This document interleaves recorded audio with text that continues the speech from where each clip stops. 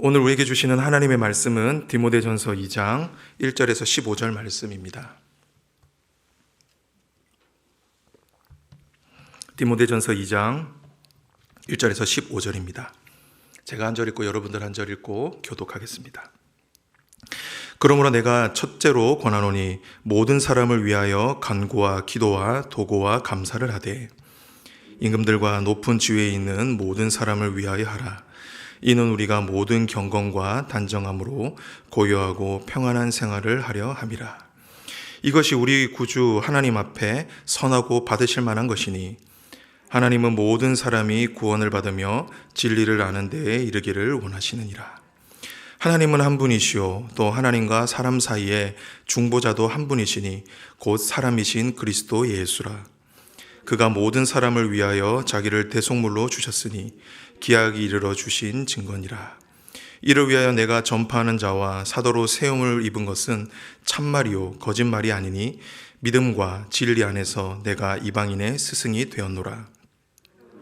각처에서 남자들이 분노와 다툼이 없이 거룩한 손을 들어 기도하기를 원하노라.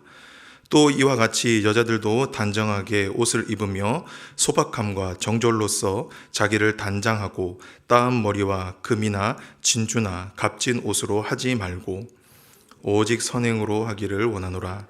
이것이 하나님이 경외한다 하는 자들에게 마땅한 것이니라. 여자는 일체 순종함으로 조용히 배우라. 여자가 가르치는 것과 남자를 주관하는 것을 허락하지 아니하노니 오직 종용할 것이니라.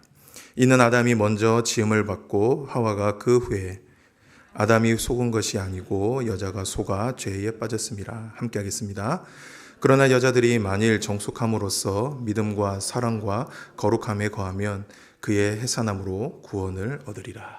아멘. 오늘 우리가 함께 나눌 말씀의 제목은 이렇게 기도하라입니다. 오늘 우리가 함께 읽은 디모데전서는 바울이 사랑하는 디모데에게 보낸 편지입니다. 당시 디모데는 바울을 대신해서 에베소 교회를 담임하고 있었습니다. 하지만 디모데는 바울을 대신하여 사역하기에는 상당히 많은 약점을 가지고 있었습니다. 당시 디모데는 상대적으로 어린 나이에 속했습니다. 그런데다가 몸도 그리 건강하지 못했습니다. 그리고 성격 또한 소심한 편이었습니다. 그래서 바울은 아비의 심정으로 디모데에게 편지를 보냈는데 그 편지가 바로 디모데전서입니다. 만약 여러분이 사랑하는 제자를 걱정하는 마음으로 편지를 쓴다면 어떤 말을 기록하시겠습니까? 정말 중요하면서도 필요한 말을 하지 않을까요? 아마 바울도 그런 심정으로 디모데전서를 기록했을 것입니다. 오늘 본문은 이런 중요한 편지의 내용 중에 바울이 디모데에게 권면한 첫 번째 내용입니다. 정말 중요한 내용이겠죠. 그런데 그 권면이 무엇입니까? 기도였습니다. 바울은 디모데에게 기도를 가르쳐 주었습니다. 그렇다고 하면 왜 바울은 디모데에게 그 많은 권면 중에서 기도를 가르쳤을까요? 그것은 그만큼 기도가 중요하기 때문입니다. 삶에 있어서 그리고 특별히 목회에 있어서 기도가 무엇보다 중요했기 때문이죠. 그렇게 가장 먼저 기도를 가르쳤던 것입니다. 성도 여러분, 그만큼 기도가 중요합니다. 우리의 삶에 있어 그리고 우리의 신앙에 있어 기도만큼 중요한 것은 없습니다. 왜 그렇습니까? 모든 문제 해결이 기도에서 시작되기 때문입니다. 우리 삶의 모든 문제는 하나님께 기도함으로 해결될 수 있습니다. 그렇기에 저와 여러분은 다른 그 무엇보다 기도를 붙잡아야 하는 것입니다. 바라기는 이 사실을 믿음으로 받으셔서 저와 여러분의 삶에 있어 기도가 최우선이 되시기를 주님의 이름으로 축복합니다. 그렇다고 하면 저와 여러분은 기도할 때 어떻게 기도해야 할까요? 바울이 우리에게 일러주는 기도의 방법을 오늘 이 시간에 함께 묵상하도록 하겠습니다. 바라기는 오늘 말씀을 통해 기도를 배우시고 배운 기도를 삶으로 실천할 수 있게 되기를 주님의 이름으로 축원합니다. 첫 번째입니다. 기도 이렇게 하라. 그것은 바로 예수님의 이름으로입니다. 기도할 때는 예수님의 이름으로 기도하라. 이것이 바울이 우리에게 일러주는 기도의 방법입니다. 아마도 이 말씀을 들으셨을 때 목사님 이건 너무 유치한 것 아닙니까? 라고 생각하시는 분들도 더러 계실 것입니다. 왜냐하면 기도할 때 예수님의 이름으로 기도한다라는 것은 삼척동자도 다 아는 사실이기 때문이죠. 그리고 우리도 그렇게 기도할 때 실천하며 살지 않습니까? 그런데 바울은 이 부분을 유독 강조하고 있습니다. 기도할 때는 반드시 예수님의 이름으로 하라라는 것이죠. 그렇다고 하면 왜 바울은 기도할 때 예수님의 이름으로 기도하라고 권면했을까요? 그 첫 번째 이유는 바로 예수님의 이름은 주신 이름이기 때문입니다. 우리 5절인데요. 우리 다 함께 읽어보도록 하겠습니다.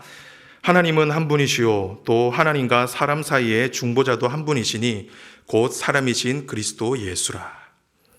성경은 예수님께서 중보자가 되신다라고 말씀합니다. 여러분, 중보자가 무엇입니까? 중보자는 끊어진 관계를 다시 이어주는 사람, 회복시켜주는 사람입니다. 즉 예수님이 중보자가 되어주신다라는 말은 하나님과 우리 사이를 이어주실 수 있는 분이라는 뜻입니다. 그런데 하나님께서 우리에게 그 예수님을 중보자로 허락해 주셨다라는 겁니다. 그렇게 우리는 예수님의 이름으로만 하나님께 나아갈 수 있고 예수님의 이름으로만 구할 수 있는 겁니다. 그리고 하나님께서도 예수님의 이름으로 기도하는 우리의 기도를 들어주실 수 있으신 겁니다. 왜냐하면 하나님께서 저와 여러분에게 허락하신 이름, 주신 이름이 바로 예수님이기 때문이죠. 그리고 두 번째로 왜 예수님의 이름으로 저와 여러분이 기도해야 합니까? 그것은 바로 승리한 이름이기 때문입니다. 6절을 우리 한번 다 함께 읽어볼까요? 그가 모든 사람을 위하여 자기를 대속물로 주셨으니 기약이 이르러 주신 증거니라. 사도 바울은 예수님이 대속물이 되어주셨다라고 말씀합니다. 여기에서 대속물은 예수님의 십자가 죽음을 의미합니다. 당시 많은 사람들에게 예수님의 십자가는 패배의 상징이었습니다. 하지만 하나님께서는 십자가가 패배가 아닌 승리의 상징이라고 말씀하셨습니다. 왜냐하면 예수님은 죽음으로 끝나지 않으셨기 때문입니다. 예수님은 친히 사망 권세를 이기시고 부활하셨습니다. 그리고 지금도 하나님 보좌 우편에 앉으셔서 이 세상을 다스리고 계십니다. 그렇기에 예수님의 이름은 패배가 아닌 승리의 이름이고 저와 여러분이 예수님의 이름으로 기도한다는 것은 승리하신 예수님의 권세를 가지고 기도한다라는 의미라는 것입니다. 즉 우리가 예수님의 이름으로 기도할 때 예수님의 승리를 우리의 승리로 취할 수 있다라는 것이죠. 그렇기에 예수님의 이름으로 기도하라고 권면했던 것입니다. 성도 여러분, 이처럼 예수님의 이름은 그 무엇보다 위대한 이름입니다. 예수 그리스도의 이름 안에는 능력이 있습니다. 왜냐하면 그 이름은 하나님이 우리에게 주신 이름이요 승리한 이름이기 때문입니다. 바라기는 이 사실을 믿음으로 받으시기 바랍니다. 그리하여 저와 여러분도 다른 그 무엇보다 예수님의 이름으로 기도하실 수 있기를 바랍니다.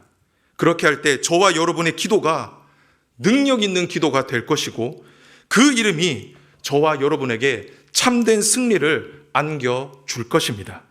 바라기는 저와 여러분 모두 예수님의 이름으로 응답받는 기도, 능력의 기도를 하나님께 드릴 수 있게 되기를 주님의 이름으로 축복합니다. 두 번째입니다. 바울이 우리에게 가르쳐준 기도의 방법. 그것은 바로 모든 사람을 위하여입니다. 기도할 때는 모든 사람을 위하여 하라. 이것이 바울이 가르쳐주는 기도의 방법입니다. 우리 다 함께 1절을 읽어보도록 하겠습니다. 시작. 간구와 기도와 도고와 감사를 하되. 여기에서 간구, 기도, 도고, 감사는 기도의 다양한 방법들을 뜻합니다. 바울은 이처럼 다양한 방법으로 우리에게 기도할 것을 권면하면서 또한 무엇이라고 권면하고 있습니까? 모든 사람을 위하여 기도하라라고 말씀하고 있죠. 그런데 우리는 여기에서 한 가지 의문이 듭니다. 바울이 말하는 모든 사람은 누구냐는 것입니다. 여러분은 누구라고 생각하십니까? 모든 사람을 위해서 기도하라라고 할 때 그 모든은 누구일까요? 그 답은 2절 상반절에 나오는데요. 우리 함께 읽어볼까요? 임금들과 높은 지위에 있는 모든 사람을 위하여 하라. 바울이 말한 모든 사람은 누구입니까? 당시 국가 지도자들입니다. 그렇다고 하면 왜 바울은 많고 많은 대사상장 중에 국가 지도자를 위해서 기도하라고 권면했을까요? 여기에는 바울의 깊은 뜻이 숨어 있습니다. 그것은 바로 성도에게 있어서 기도하지 못할 대상은 없다라는 것을 가르쳐 주기 위해서라는 겁니다. 당시 임금들과 높은 지위에 있던 사람들은 초대교회를 박해하던 인물들이었습니다. 어떻게 보면 교회의, 성도의 원수들이었죠. 그렇게 이들을 위해 기도한다라는 것은 있을 수가 없는 일이었습니다. 아니, 절대로 그들을 위해서 기도해서는 안 되었죠. 하지만 바울은 기도를 가르치면서 너희를 박해하는 원수들을 위해서라도 기도할 것을 가르쳤던 것입니다. 성도 여러분, 솔직히 저와 여러분이 기도할 때 누구를 위해 가장 많이 기도하고 계십니까?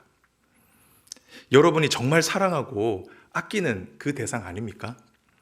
아마도 사랑하는 배우자와 우리의 자녀들, 그리고 우리 목장 식구들, 그리고 나의 기도가 필요한 지체들, 우리는 그분들을 위해서라면 기도하지 말라고 해도 열심히 기도할 것입니다. 새벽마다, 이 기도회마다, 우리 사남사반마다, 주일 예배마다 그렇게 간절히 기도할 것입니다. 그런데 바울은 우리에게 무엇까지 요구하고 있는 겁니까?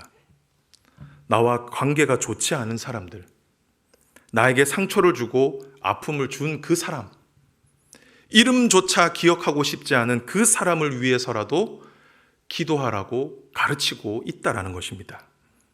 즉, 내가 절대로 사랑할 수 없는 그 사람을 위해서도 기도하라는 것이죠. 이것이 바울의 권면이었습니다. 사랑하는 성도 여러분, 바라기는 이 사실을 믿음으로 받으셔서 여러분이 사랑하는 그 사람뿐만이 아니라 여러분이 절대로 사랑할 수 없는 그 대상을 위해서도 기도할 수 있는 저와 여러분이 되시기를 주님의 이름으로 축복합니다. 그런데 이게 참 쉽지가 않죠. 그렇지 않습니까? 목사인 저도 참 이게 쉽게 되지는 않는 것 같습니다. 그렇다고 하면 왜 바울은 우리에게 사랑할 수 없는 그 사람을 위해서도 기도하라고 말씀할까요? 그것은 바로 이것이 하나님의 뜻이기 때문입니다. 그들을 위해서 기도해야 하는 것이 바로 저와 여러분에게 주시는 하나님의 뜻이라는 것이죠. 4절을 한번 우리 함께 읽어볼까요? 하나님은 모든 사람이 구원을 받으며 진리를 아는 데에 이르기를 원하시느니라. 바울은 왜 절대로 사랑할 수 없는 사람을 위해서 기도하라고 말씀했습니까? 그것은 바로 내가 미워하는 그 사람도 하나님은 사랑하시기 때문입니다. 하나님은 내가 증오하는 그 대상도 구원하시고 자녀 삼으시기를 원하신다라는 것이죠. 즉, 하나님께서는 나를 사랑하는 것만큼 그들 또한 사랑하신다라는 겁니다. 그렇기에 저와 여러분이 하나님의 마음을 안다면, 그리고 하나님을 사랑한다면 모든 사람들을 위해, 특별히 내가 사랑할 수 없는 그 사람을 위해서도 기도할 수가 있는 것입니다. 그리고 우리가 사랑할 수 없는 사람을 위해 기도해야 하는 이유는 이것이 저와 여러분을 위한 길이기 때문입니다. 바울이 원수를 위해 기도하라고 할 때에는 원수를 위해서도 있지만 사실 그 중심에는 저와 여러분이 있습니다. 2절 하반절을 한번 볼까요? 이는 우리가 모든 경건과 단정함으로 고요하고 평안한 생활을 하려 함이라. 저와 여러분도 경험적으로 알지만 우리 안에 죽을 만큼 누군가를 미워하는 마음이 있다면 우리의 삶에 어떤 영향을 미칩니까? 아마 우리의 삶에 평안함이 깨어져 버릴 것입니다. 항상 그 마음 가운데 분노가 가득하겠죠. 그리고 한편으로는 마음 한구석에 양심의 가책도 느낄 것입니다. 사랑하라고 말씀하신 하나님의 말씀에 실천하고 순종하지 못하기 때문에 우리의 마음의 한편으로는 양심의 가책을 느끼며 살아간다는 것이죠. 어떻게 보면 내 속에 미워하는 마음이 그 대상이 아니라 도리어 나를 파괴하는 기이한 일을 만들어 낸다는 겁니다. 내 안에 누군가를 증오하고 미워하는 마음이 결국 내 자신을 파괴시킨다는 것이죠. 바울은 이 사실을 그 누구보다 잘 알고 있었습니다. 그렇기에 힘들지만 그들을 위해 기도하라고 권면했던 것입니다. 우리가 그들을 위해 기도할 때 그들을 향한 용서하는 마음을 가질 수 있게 되고, 그리고 그렇게 그들을 주님의 마음으로 용서할 때 우리 안에 참된 평안함이, 참된 우리 안에 샬롬이 찾아오기 때문이다라는 것이죠. 사랑하는 성도 여러분, 이 말씀 제가 이렇게 설교하고 있지만 참 쉽지 않다라는 것, 그 누구보다 잘 알고 있습니다. 왜냐하면 이 말씀을 전하는 저 자신도 사실 이 말씀 잘 실천하지 못하겠습니다. 사랑하는 사람을 위해서는 기도하겠지만 내가 미워하는 사람, 내가 증오하는 사람을 위해서 기도한다는 것 결코 쉬운 일은 아닐 것입니다. 아마 이 말씀을 듣고 계신 성도님 중에서도 저와 같은 마음을 갖고 계신 분들도 계실지 모르겠습니다. 하지만 그렇게 하나님께서 우리에게 이 권면을 주신 것이 아닌가라는 생각을 해보게 됩니다. 다시 하나님의 뜻 가운데 서라는 것이죠. 정말 하나님이 원하는 그 길 가운데 서라는 것입니다. 바라기는 이 사실을 믿음으로 받으셔서 모든 사람을 위해 기도할 수 있는 저와 여러분이 되시기를 바랍니다. 혹시 내 힘으로 안 된다라고 한다면 오늘 이 시간에 성령님께 은혜를 구해보시기를 바랍니다. 하나님, 제 의지로서는 원수를 위해 기도할 수 없습니다. 나를 불쌍히 여겨주시고 내 기도 가운데 함께 해주셔서 주님의 말씀에 순종할 수 있게 하옵소서. 이렇게 기도할 수 있는 오늘 이 기도의 시간이 되기를 주님의 이름으로 축복합니다. 마지막인데요, 바울이 우리에게 일러주는 기도의 방법은 무엇입니까? 그것은 바로 삶의 기도로입니다. 기도는 반드시 삶으로 이어져야 한다라는 것입니다. 이것이 바로 바울이 우리에게 알려주는 기도의 방법입니다. 우리는 때로 이런 분들을 볼 때가 있습니다. 교회에서 기도 생활은 정말 열심히 하시는데 삶이 따라주지 않거나 오히려 사람들에게 덕을 끼치지 못하는 분들을 종종 볼 때가 있는데요. 저는 이런 분들을 보면은 궁금증이 생기게 됩니다. 기도는 하나님과의 영적인 소통이고 하나님의 은혜를 받는 통로인데 왜 삶은 변하지 않을까?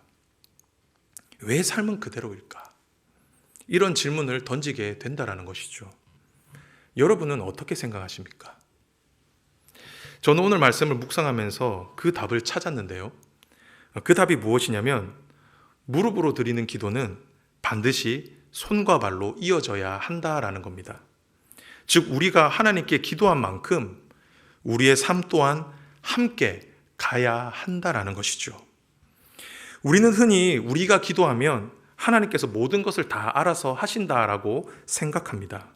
네, 일견 맞는 말씀입니다. 우리가 기도할 때 하나님이 일하시죠.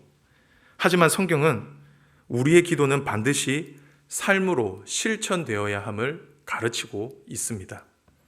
오늘 본문 후반절을 보면 바울은 기도를 가르치다가 남자와 여자가 교회 안에서 그리고 자신의 일상 가운데 구체적으로 어떻게 살아야 하는지에 대해서도 가르쳐주고 있는데요.